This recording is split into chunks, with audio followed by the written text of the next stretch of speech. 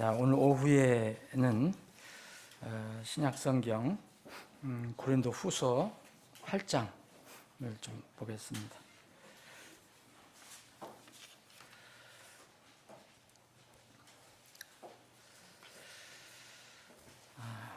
제가 우선 이거 1절부터 9절까지인데 그 결론적으로 9절만 제가 읽고 말씀을 나누겠습니다. 9절입니다. 이는 우리 주 예수 그리스도의 은혜를 너희가 알기 때문이요 비록 그분께서 부요하셨을지라도 너희를 위하여 가난하게 되셨으니 이것은 자신의 가난함을 통해 너희를 부요하게 하려 하심이라. 아멘. 아버지 하나님, 오후에 다시 모여서 주님을 찬양하고 경배합니다. 우리에게 여러 가지 삶 속에서 기쁨을 주시지만 무엇과도 바꿀 수 없는 큰 기쁨이 있습니다. 그것은 우리를 긍휼히 여겨 주셔서 죄 속에도 살던 저희들을 불쌍히 여겨 주셔서 사랑의 선물, 구원의 선물을 주셔서 구원의 기쁨으로 살 수 있게 해주신 그 은혜, 그 기쁨을 주시며 다시 한번 감사드립니다. 구원의 기쁨을 가지고 있는 사람들이 찬양하고 또 경배합니다. 이 시간 저희들의 경배를 기뻐 받아주시옵소서. 말씀을 통해서 우리 각자에게 또 필요한 양식을 주심을 감사합니다. 오후에 주시는 이 말씀도 우리 사랑하는 지체들 각자 이제 묵상하면서 이 생명의 양식, 귀한 말씀을 내 것으로 받아들이고 삼는 귀한 시간이 되게 해 주옵소서. 예수님의 이름으로 기도합나이다. 아멘.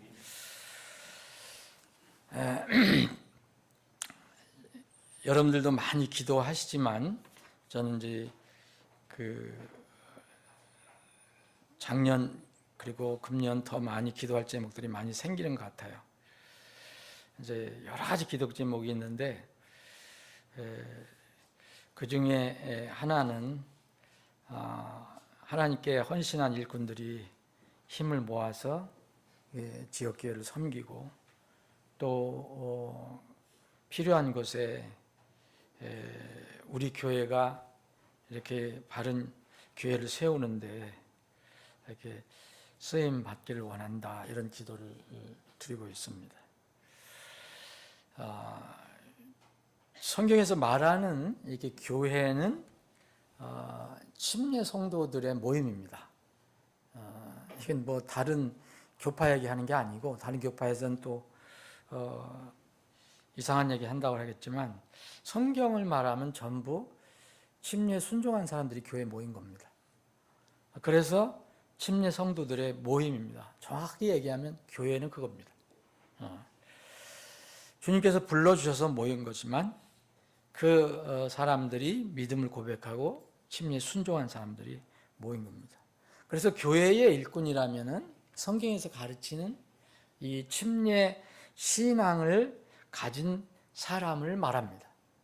뭐 일꾼을 우리가 돈으로 살 수 있는 것도 아니고 고용하는 것도 아니고 그 침례 신앙을 가진 사람을 이제 교회에서 일꾼이라고 하는데, 그럼 침례 신앙이라는 건 무엇입니까? 우리 교회 성도들은 잘 아실 겁니다. 침례는 의식으로 끝나는 게 아니라 예수님과 함께 죽고 묻혔다가 다시 살아났다는 것을 내가 분명한 신앙 고백을 할 수 있는 것을 이제 침례 신앙이라고 그러죠. 그 사람들을 이제 침례 신앙을 가진 사람이라고 얘기합니다.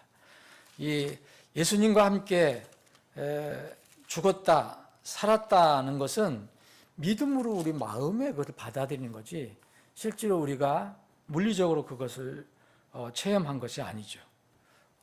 그래서 침례 신앙을 잘 알려주는 것이 대표적인 것이 이제 로마서 6장인데, 로마서 6장 이제 로마서 6장에 보면은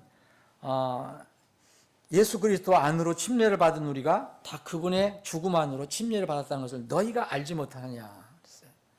우리가 이런 믿음을 가지고 있다면, 예수 그리스도 이름으로 침례를 받았다면 예수 그리스도 안으로 침례를 받은 것이고 우리가 다 그분의 죽음 안으로 침례를 받은 것을 고백한 겁니다. 이 로마서 6장 4절에 보면 그러므로 우리가 죽음 안으로 침례를 받아 그분과 함께 묻혔나니 이것은 그리스도께서 아버지의 영광으로 말미암아 죽은 자들로부터 이렇게 세워진 것 같이 지신 것 같이 우리도 생명의 새로움 안에서 걷게 하려 합니다. 이는 우리가 만일 그분의 죽은 것 같은 모양으로 함께 심겨졌다면 또한 그분의 부활 같은 모양으로 될 것입니다. 그러니까 이 침례신앙은 부활신앙이고요. 죽었다가 살아난 신앙입니다. 그래서 여기 생명의 새로움 안에서 걷는 신앙입니다. 이것이 침례신앙입니다. 단순히 물속에 들어가고 뭐 물을 뿌리고 이런 것이 아닙니다. 이 침례신앙을 가지고 있는 사람들이 교회에서 이제 일꾼으로 이제 쓰임 받는 건데, 성경에서는 교회의 일꾼을 여러 종류로 얘기합니다. 뭐 성경에 두 직분의 목사 집사가 있지만 그 외에도 여러 교사도 있고 뭐 그냥 일반 일하는 사람들도 많이 있고, 그래서 이런 그 성경에서 말하는 일꾼, 교회 일꾼은 침례 성도로서 기본 자질을 성경에서 얘기하고 있습니다. 그것을 잠깐 보기를 원합니다. 우리는 구원받고 침례에 순종했다면 예수님의 그 죽으심과 부활하심에 다시 동참해서 그런 믿음으로 우리가 구원을 받고 하나님 자녀가 됐다면, 그래서 교회에 연합이 됐다면 첫 번째 이제 이것을 잊지 말아야 합니다. 우리는 언제까지 끝까지 주의 종이다. 주의 종이라는 직분을 잊지 말아야 한다. 예수님께서 이 종의 직분을 잘 설명해 주신 것이 여기 누가복음 17장에 나와 있는데요. 누가복음 17장 7절부터 제가 몇 절 읽겠습니다. 그러나 너희 중에 누구에게 밭을 갈거나 가축을 치는 종이 있다면 그가 밭에서 올 때에 그에게 즉시 이르되 와서 앉아 음식을 먹으라 하겠느냐? 오히려 그에게 이르되 너는 내가 저녁을 먹도록 준비하여 띠를 두르고 내가 먹고 마실 때까지 나를 섬기라. 그리고 너는 그 후에 먹고 마시라 하지 않겠느냐? 그 종이 명령받은 일을 했다는 이유로 주인이 종에게 감사하겠느냐? 나는 아니라고 생각하노라. 그러므로 이와 같이 너희도 명령받은 그것들을 모두 행한 후에 이르기를 우리는 무익한 종이니이다. 우리는 해야 할 의무를 행하였나이다 하라 하시더라. 이 말씀을 우리가 들으면 참 몰인정한 주인이다. 이렇게 강팍한 주인이 있을까라고 생각하는데 그렇게 이해하실 필요가 없어요. 여기서는 종과 주인의 그 관계를 얘기하죠. 종이라는 신분을 우리가 얻었다면 종은 주인 자리에 서면 안 됩니다. 그냥 종으로서 역할만 하는 겁니다. 그래서 우리는 해야 할 일을 한 것뿐입니다. 가 종이 하는 얘기예요. 근데 우리는 해야 할 일을 못 하면서도 이제 주인한테 뭐라고 얘기를 하잖아요. 종은 주인이 자신을 알아주지 않는다고 불평하거나 항의할 수 없습니다. 종인 이상은. 그래서 우리는 예수 그리스도의 종인가 아니면 누구를 부리는 사역자인가?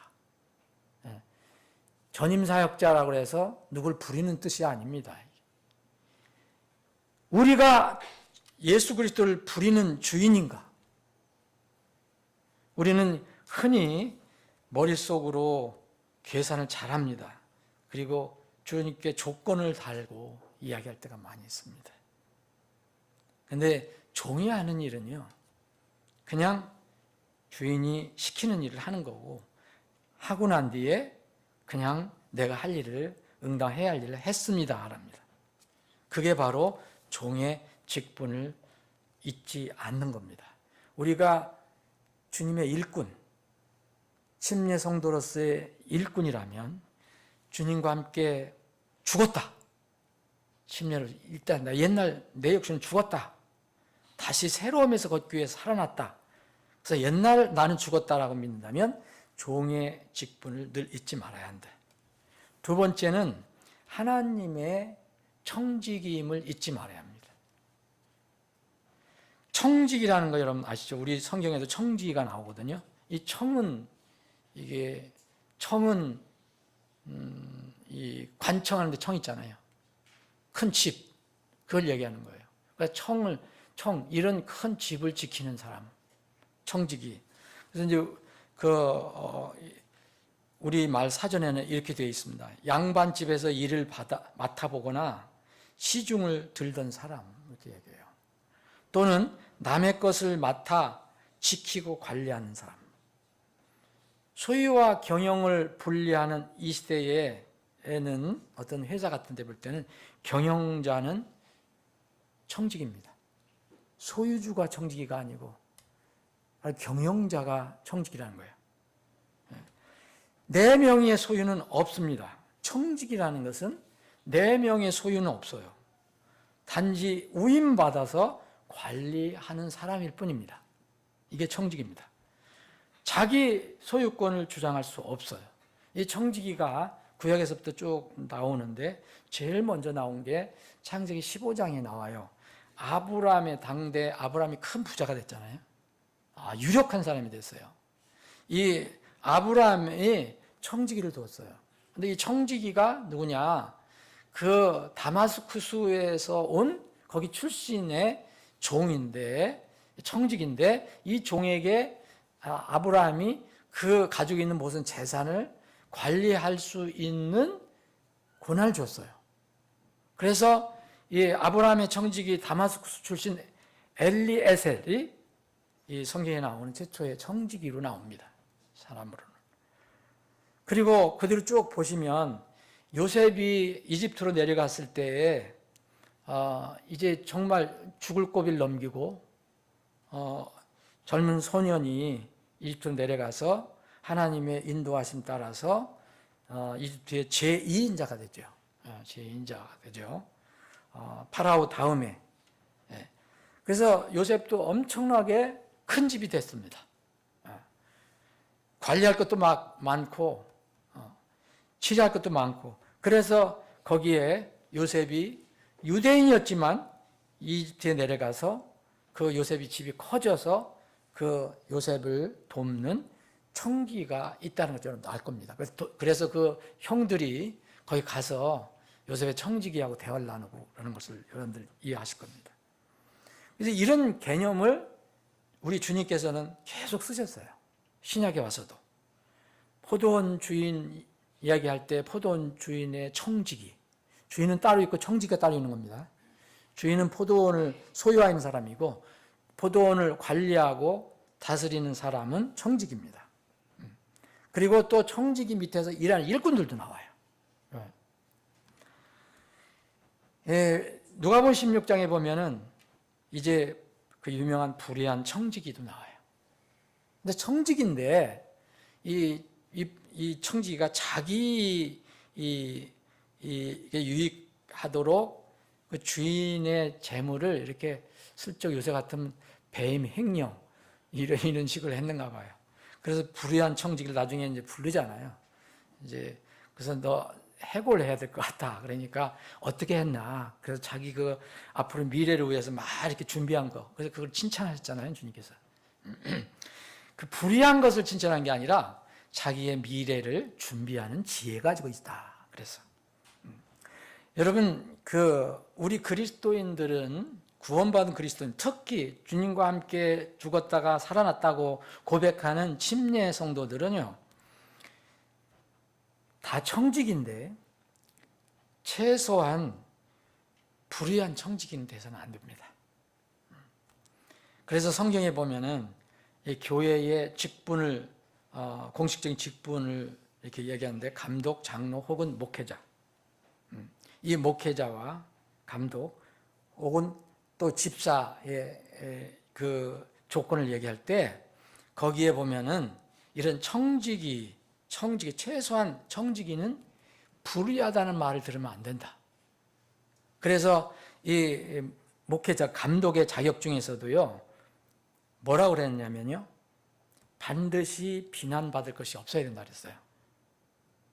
그 안에서도 그렇고 밖에서도 그렇고 반드시 비난받을 것 없어야 된다.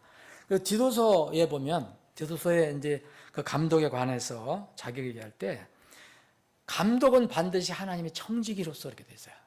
하나님의 청지기로서 책망받을 것이 없어야 한다. 그리고 자기 뜻대로 행하면 안 된다. 이런 말이 나와요. 이 청지기가 분명히 청지기라고 믿는 사람은 자기 마음대로 자기 뜻대로 행하는 게 아니라 그 주인의 뜻대로 하는 거예요. 그 목회자를 세운 사람은, 감독을 세운 사람은 주인은 예수님이잖아요. 목자 장이신. 집사도 마찬가지입니다. 집사도 여기에 디모데전서 3장을 보면은 그 더러운 이익을 탐내지 않아야 되고, 또 비난받을 것이 없는지 먼저 살펴보고 그 다음에 시험해보고 나중에 그 직분을 사용해 섬기게 하라, 이런 말씀이 있습니다.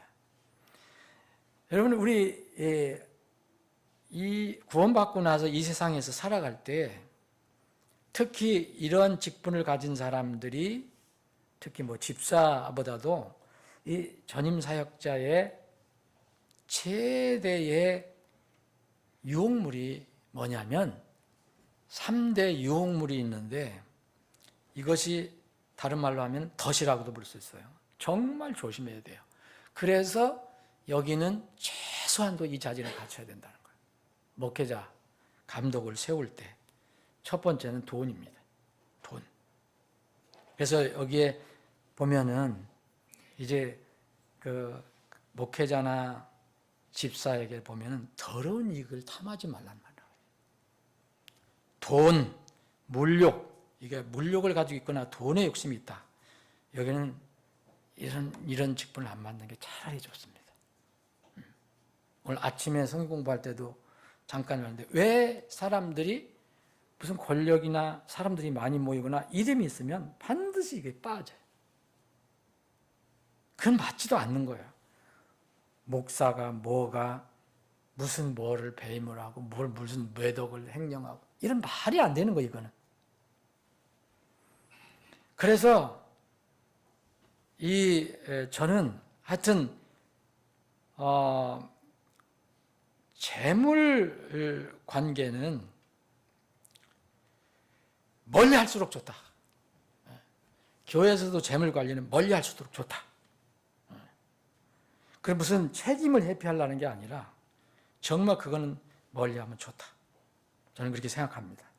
두 번째는 3대 덫 중에 하나, 유혹물 중에 하나가, 두 번째는 명예욕입니다. 이름. 이거 무시 못합니다. 공명심이라 그러죠. 자기 이름 내려고 그러는 거. 요새 같으면 유튜브 조회수 올리려고 그러는 거. 이름 내놓고. 이건 영적인 프라이드라고 했어요. 이것도 굉장히 큰 올무가 될 수 있어요. 또 하나는 물론 육신의 정욕이에요. 많은 이 일꾼들이 이거에 빠져서 타락합니다. 성적인 문제도 마찬가지고요. 그래서 하나님의 청지기임을 잊지 말아야 한다. 청지기는 자기가 소유권이 없어요. 법적으로. 무슨 자기 이름을 내도 안 되고요. 청지기 이름이 에베네셀 나왔지만 에베네셀 이름을 가지고 하는 게 아니에요. 에베네셀은 아브라함의 이름을 가지고 해요. 돈 소유물도 없는 거예요. 청지기에는. 자기가 엄청나게 많이 관리를 하고 있어도 자기 것이 아니에요. 물론 정욕은 말할 것도 없고요. 그래서 하나님의 청지기임을 잊지 마라 이거예요. 우리는 다 청지기입니다. 여러분 다 청지기입니다. 그렇다고 해서 내일 가서 뭐 법원에 가서 나 재산 다 포기하겠습니다. 그 등록하라는 게 아니고, 하나님과의 관계에서 여러분들이 가지고 있는 것들은 나에게 하나님께 주신 것은 다 내가 지금 관리할 뿐이다라는 거예요. 언젠가는 다 놓고 떠나잖아요. 자, 세 번째는, 자, 우리 종의 직분 잊지 말아야 돼요. 그리고 하나님이 청지기임을 잊지 말아야 합니다. 세 번째는 종과 청지기가 분명하다면 앞으로 결산을 할 때가 있다는 것을 잊으면 안 됩니다. 회사 다니시는 분들은 잘 알 거예요. 1년 열심히 일하다가 나중에 결산하잖아요. 12월에. 그 상장한 회사들은 그걸 가지고 막 다음에 무슨 뭐가 올라가고 내려가고 뭐 주식이 값이 올라가고 내려가고 막 그러잖아요. 결산할 때가 있다. 성경에서는 이거를 회개보고라고 합니다. 땅에 이 생에서 모든 것을 이제 우리가 주님께서 주신 것을 가지고 살아가요. 근데 살아가는데 그것을 가지고 주님 앞에 설 때가 있다는 거예요. 우리가 이런 것을 알게 되면요, 우리가 살아가는 동안 막 일비하면서 그걸 막 해결하려고 하는데 전념할 필요가 없어요. 그게 우리가 꼭 필요한 것이라든지 나쁘고 좋은 거라는 것은 가려야 되지만은 나에게 이게 있어도 되고 없어도 되는 이런 것들이 나는 그것을 얻기 위해서 막 해결하려고 막 열심히 할 필요가 없다는 거예요. 우리가 주님께서 나에게 주신 것을 어떻게 주님 앞에 다시 내려놓을 건가, 내보일 건가, 이것에 대해서 신경을 써야 되는 거죠. 그래서 주님께서는, 여러분, 주님께서 말씀하신 거는 참 어떤 때는 좀 놀라울 정도로 우리가 참 양심에 찔릴 정도로 그렇게 말씀해 주신 게 많아요. 누가복음 14장을 보면 이런 말씀이 있어요. 이게 청지기의 준비예요. 준비. 누가복음 14장 7절에 보면은 유명한 그 초대받았을 때 어디에 가서 앉을 것이냐, 이 문제가 나왔잖아요. 대부분 사람들이 초대받을 때 어디 가서 앉기로 해요. 여러분들 초대받아서 어디 가면은 제일 말단에 가서 앉으면 기분 안 좋잖아요. 가끔가다 그런 나오잖아요. 정치인들이 내가 왜 거기에 앉게 되냐, 내가 앞에 가서 앉아야 되는데 왜 뒤에 앉았냐, 막 그런 게 나오잖아요. 예? 기분 나쁘다 그래서 그 사람 잘못해서 뭐 공무원이면 혼나기도 하고 막 그러잖아요. 근데 성경은 반대거든요. 자, 그분께서 7절에 보면 그분께 초대받은 자들이 상석을 택하는 것을 주목해 보죠. 이게 사람들의 당연한 그런 모습이에요. 세상이 다 그렇게 하고 있어요, 지금. 그들에게 비유를 들어 이르시되, 그래서 내가 어떤 사람한테 결혼식에 초대를 받거든 가장 높은 자리에 앉지 말라. 그렇지 아니면 너보다 더 존귀한 사람이 그에게 초대를 받았을 때 너와 그를 초대한 자가 내게 와서 이르되 이 사람에게 자리를 내주라 하니니 그때 내가 부끄러워하며 가장 낮은 자리를 잡기 시작하느니라. 10절, 오히려 내가 초대를 받거든 가장 낮은 자리에 가서 앉으라. 이것이 우리가 이 세상에 살아갈 때의 지혜입니다. 이게 쉽지 않아요, 여러분. 쉽지 않은데 이렇게 살으라는 거예요. 그러면 너를 초대한 자가 내게 와서 이르되 친구여 더 높은 데로 올라오라 하리니 그때 너와 함께 음식 앞에 앉은 자들 앞에서 내가 영예를 얻으리라. 자, 여러분 상상해 보세요. 그리스도의 심판석에서 이런 사람이 누굴까요? 착하고 신실한 종아. 주님께서 칭찬하는 사람일 거예요. 그런데 이 땅에서 있는 걸 그걸 뭐 해결하려고 곧 상석에 앉으려고 그냥 그렇게 애를 쓰는 사람. 나는 세상 사람들은 그런데 분명히 구원받았다고 하는 사람들 그렇게 하는 거 보면 참 어떤 데 퀘션이 많이 돼요. 사람마다 차이가 있지만 성경을 정말 믿는 것인가? 정말 구원받고 생명이 있는 것인가? 근데 이거 가지고 싸우는 사람들이 많거든요. 그리스도인들이. 참 사역자들, 목회자들도 싸워요. 좀 이상하죠? 자, 그러시면서 주님께서 이런 말씀을 했어요. 이건 이제 보세요. 이 땅에서는 이게 다 이루어지지 않아요. 근데 반드시 이루어질 때가 있어요. 주님 오실 때입니다. 이는 누구든지 자기를 높이는 자는 낮아지고 자기를 낮추는 자는 높아질 것이기 때문이라 하시더라. 자, 이제 그때가 옵니다, 분명히. 그래서 주님께서 이렇게 권면해 주세요. 12절 보면 그때 그분께서 또한 자신을 초대한 사람에게 이르시되 네가 점심이나 저녁을 베풀 때는 네 친구나 형제나 친척이나 또는 부유한 이웃들을 부르지 말라. 이는 그들도 너를 다시 초대하여 내게 보답하지 않게 하려 함이라. 이게 무슨 말이에요? 아니, 보답을 해주라고 해야 될 건데 보답을 하지 말게 하라는 거예요. 이게 주님의 가르침이에요. 그러시면서 오히려 내가 잔치를 베풀 때는 가난한 자들과 불구자들과 다리 저은 자들과 눈먼 자들 부르라. 왜 그렇게 하셨어요? 여러분 이 세상에 살아갈 때 부유하고 친척이나 형제라고 해서 초청 안 하면 안 되잖아요. 그런데 그 사람들의 그런 상태 때문에 초청하는 사람이라면 이건 잘못 사는 거예요. 왜냐면은 나중에는 주님 앞에서 아무것도 얻을 것이 없기 때문에 그래요. 왜냐면 이 사람들은요, 형제나 친척이나 부유한 사람 어떻게 합니까? 다시 여러분들에게 대갚아 주잖아요. 네. 이게 이 세상에서 말하는 거잖아요. 저 사람 내가 한번 초청해서 한번 멋있게 쐈는데 소식이 없네? 세상은 그래요. 근데 주님은 아예 너는 이 생활 살아갈 때 이렇게 해라. 가난한 자들 불러라. 불구자들 불러라.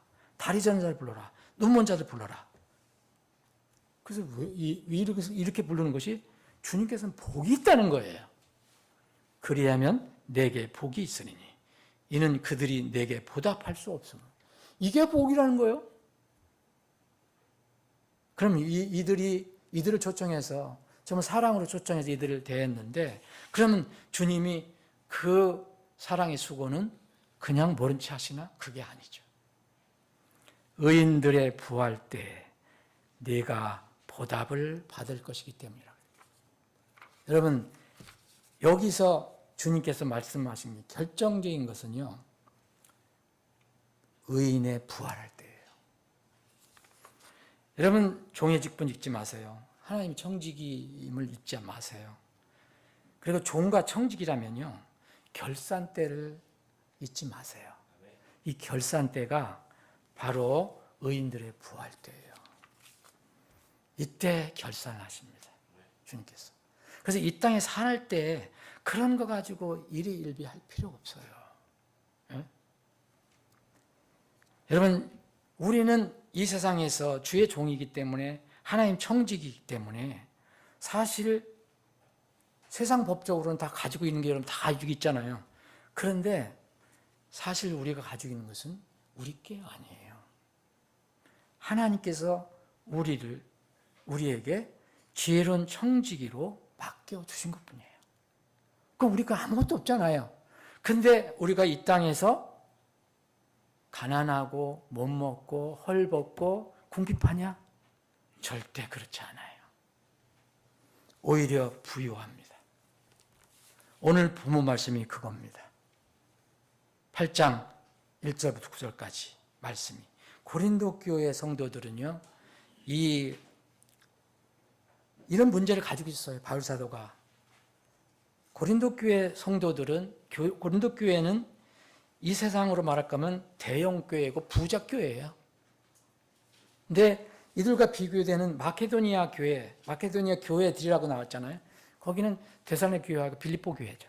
일단 이 두 개 교회와 비교돼요. 이 마케도니아 교회들은 가난하고 핍박받는 교회고 적은 교회라고 볼 수 있죠.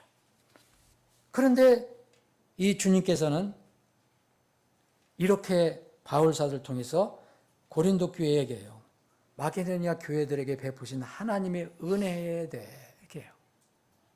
그러시면서 고난의 큰 시련 속에서도 그들의 풍성한 기쁨, 그들의 극심한 가난이 그들로 하여금 너그러운 선물을 풍부히 넘치도록 하게 했다.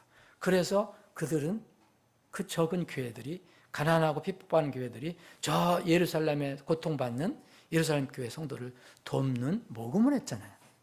여기서는 모금이 중요한 게 아닙니다. 이들의 하나님과의 관계, 삶의 태도가 중요한 거예요. 그래서 이 고린도후서 8장 5절에 보면 또 그들이 이것을 행하였으니, 오늘 아침에 우리 형제님이 기도도 그렇게 하셨어요. 우리가 바라던 대로가 아니라 사도 바울 팀이 바라는, 인간적으로 바라는 것이 아니라 사도 바울이 이 교회들에게 예루살렘 교회 어려우니까 돕자 이야기는 했죠. 그러나 우리가 바라던 대로가 아니라 하나님의 뜻에 따라 먼저 그들 자신을 주께 드리고, 그리고 이들이, 마게도니아 교회들이 모금을 해서 우리 이 전도팀에게 예루살렘에 갖다 주라고 주었다, 그렇게 말합니다. 중요한 건요, 무엇이든지 이 땅에 있는 어떤 소유물, 물질이 아니에요.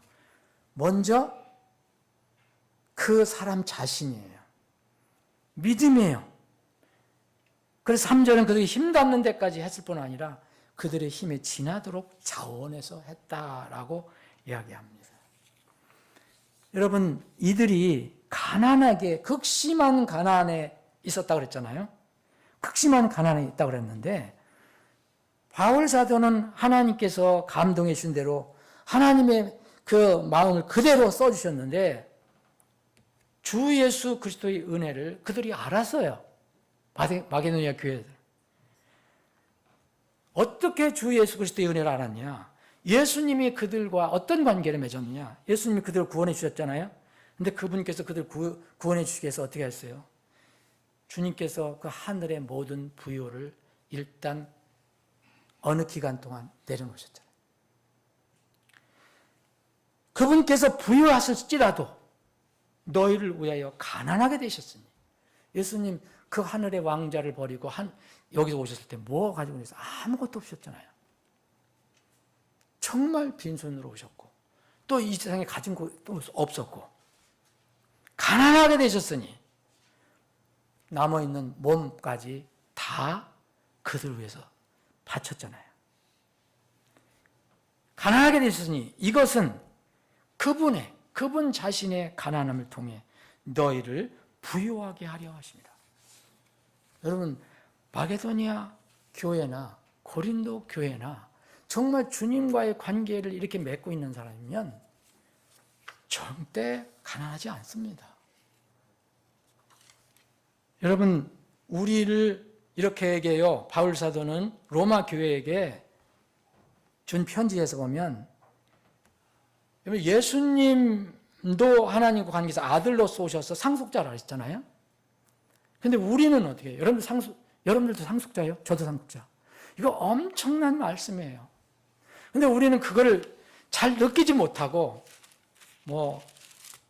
돈을 엄청 몇백을 갖다 주고, 무슨 세상에서 이름이 날려지고, 어떤 권세가 막 내 앞에 떨어지고 내가 쓸 수 있고, 이러면은 혹시, 이거 좀 느낄지 모르지만은, 지금같이 이렇게 볼품없이 사는데, 예? 이게 무슨 하나님의 공동 상속자일까라고 생각할 수가 있겠죠. 로마서 8장 17절에 이런 말씀하세요. 또 만일 자녀들이라면, 여러분 자녀들이죠. 분명히 자녀들이라면 상속자들, 곧 하나님의 상속자들이에요. 하나님의 상속자들인데 그리스도의 공동 상속자라는 거예요. 여러분, 하나님께서 예수님께서 다 주셨다고 그랬죠. 다 맡기셨다고 그랬죠. 그분은 태초에 때 가시는 모든 걸 가지신 분이라 했어요. 그 그리스도와 공동 상속자들이에요. 우리가 하나님의 상속자들이면 그리스도는 많이 가지고 계시고 또 우리는 조금 가지고, 이게 아니고 그리스도와 공동 상속자들이라 하잖아요. 이런 그리스도의 공동 상속자, 이 하나님의 상속자, 이게 얼마나 놀라운 일입니까? 그럼 우리가 가지고 없는 것이 뭐 있습니까? 다 가지고 있는 겁니다. 사실은 하늘에 있는 거, 무엇에 있는 거나 다 우리 거예요. 지금 우리 눈에 그게 보이지 않는 거죠. 바울 사도는 그래서 자기를 보고 뭐라 했냐면, 나 가난한 것처럼 보이지 않냐?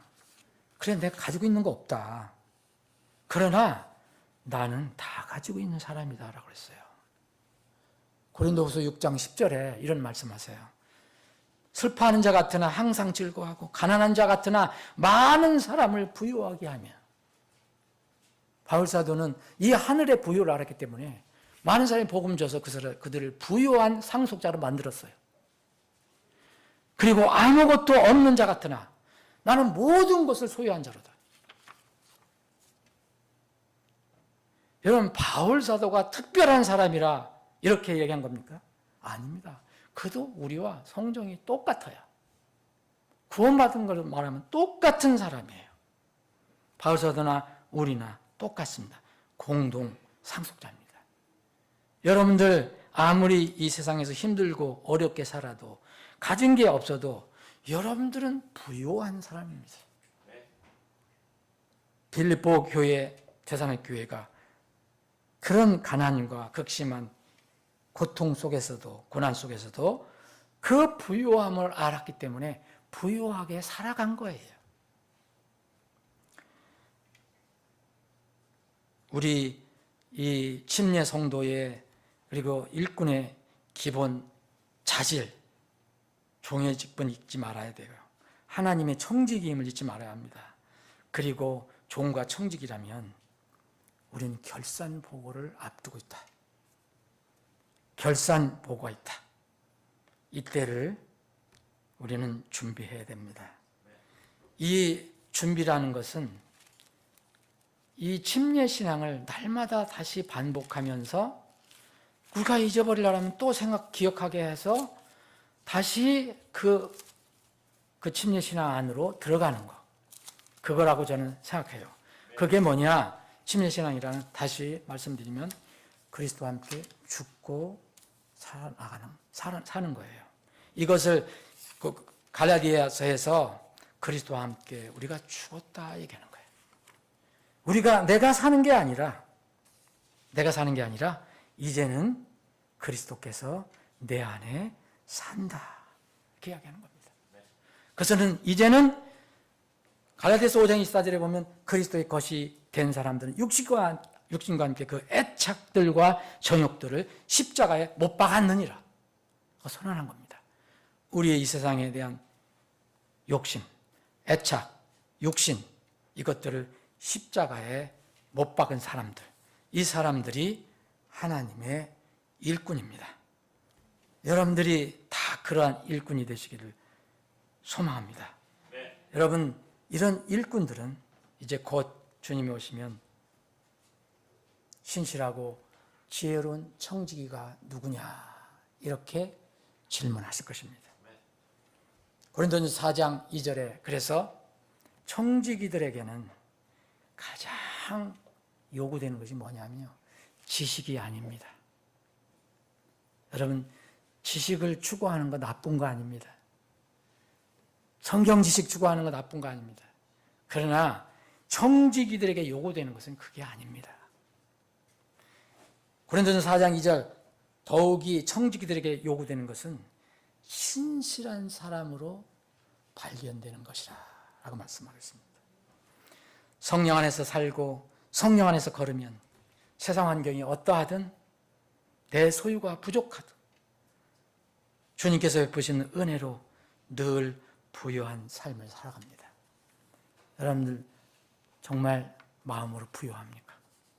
이 세상 다 주님께서 나에게 주신 내가 공동 상속자님을 믿으십니까?